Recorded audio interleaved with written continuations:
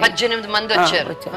అలా కంటిన్యూ చేసుకుంటూ వస్తున్నామమ్మా. ఎవరికి కూడా మేము హోమ్ నడుపుతున్నాము, మీరు ఏమన్నా డొనేషన్స్ ఇవ్వండి, లేకపోతే రైస్ ఇవ్వండి అట్లా చెప్పుకునేవాళ్ళం కాదు. ఈరోజు ఫస్ట్ టైం అమ్మ అందరికీ తెలిసేటట్టు కూర్చున్నది. సుమగారు పర్వాలేదమ్మా, నువ్వు చేసే మంచి ఏం కాదు, నీకు నేనున్నాను రమ్మని సుమగారు అనబట్టి అలా చేస్తూ చేస్తూ అమ్మా నేను రిటైర్డ్ అయ్యాను. అంత 50,000 జీతం ఎక్కడ, 25,000 పెన్షన్ ఎక్కడ, అసలు ఏం చేయగలను అని భయం వేసింది. ఎవరో చెప్తుంటే విన్నామా పవన్ కళ్యాణ్ గారు హెల్ప్ చేస్తారు అని. ఒకరోజు వెళ్ళానమ్మా. వెళ్ళి నేను ఆ గేట్లో నిలబడ్డా, లోపలికి కూడా పోలేదు. వాళ్ళ మిస్సెస్ పైనుండి చూసిందమ్మా. చూసి ఎవరో పెద్ద ఆవిడ వచ్చింది అంటే మెట్లు దిగి ఆయన వచ్చారు. వచ్చి ఏంటమ్మా అంటే ఓల్డ్ ఏజ్ హోమ్ సార్ కమ్మ రిటైర్డ్ ఎంప్లాయీ అన్న, అంతే, ఇంకా ఏమీ చెప్పలేదమ్మా. రెండమ్మా అని చెయ్యి పట్టుకొని కారు డ్రైవర్ రెడీ చేశారు ఆయన ఆఫీస్కి వెళ్ళడానికి. నా చెయ్యి పట్టుకొని కారులో తీసుకెళ్ళి నా చేతిలో బ్యాగు, వర్షం, నా చెప్పులు తెగిపోయినాయి. ఆ స్థితి నాది.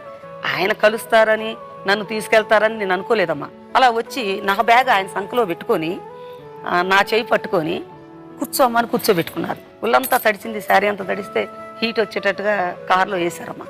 ఎక్కడికి తీసుకెళ్తున్నారో తెలియదు. నన్ను ఇలా రిసీవ్ చేసుకున్నారు. ముందు అట్లా అనుకున్నామా, ఆఫీస్కి తీసుకెళ్లారు. అట్లా పక్కన కూర్చోబెట్టుకున్నారు. నేను చెప్పబోయాను, అసలు నన్ను ఏమీ అడగలేదు. ఓల్డ్ ఏజ్ హోమ్ నడుపుతున్నారు, ఓకే, ఎంతమంది ఉన్నారమ్మా? అప్పుడు 16 ఉన్నారు. 16 మంది. ఆ శాలువాలు తెప్పించారు. 16 మందికి శాలువ. అమ్మకు మంచి శాలువ, అమ్మ నువ్వు చలిగా ఉంది కప్పుకొని కప్పారు. తర్వాత అమ్మ కాఫీ టీ నాకేమొద్దు నాన్న, నేను చూస్తే నాకు కడుపు నిండిపోతుంది అంటే, లేదమ్మా నువ్వు తాగితే నేను తాగుతానని ఆయన స్వయంగా కాఫీ కలిపి నాకు ఇచ్చారు. తాగి లేదు టిఫిన్ చేయాలమ్మా, నాన్న ఇప్పుడే కాఫీ తాగా నేను లేదు సరే ఒక హాఫ్ అన్ అవర్ ఆగాక మీరు తిన్నప్పుడే నేను తింటాను అని. అమ్మ నిజంగా హాఫ్ అన్ అవర్ తర్వాత టిఫిన్ ఆయన స్వయంగా అమ్మ అని ఇట్లా మీద చేసి, నేను ఒక ఫోటో కూడా దిగలేదమ్మా.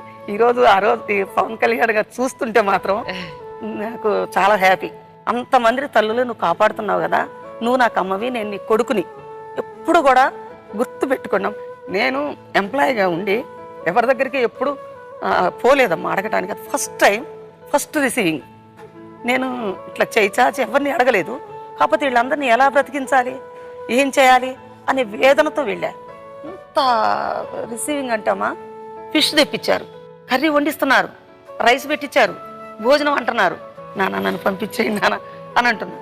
ఎందుకమ్మా మీరు భయపడుతున్నారు, నేను మీ కొడుకుని అనుకోని మీరు నాకు అమ్మ, ఎనీ టైం రండి, ఇవాళ భోజనం చేసి వెళ్తే నాకు ఎప్పటికీ గుర్తుంటుంది అంటే, నాన్న ఇంకోసారి వచ్చి భోజనం చేస్తాను నాన్న అని వెళ్తుంటే వాళ్ళ పిఏకి చెప్పి 1,00,000 రూపాయలు అకౌంట్లో వేసేయండి అమ్మాయి అకౌంట్లో అంటే, నాకు అకౌంట్ కదా నాన్న, జీసస్ ఓల్డ్ ఏజ్ హోమ్కి అకౌంట్ ఉంది అన్న.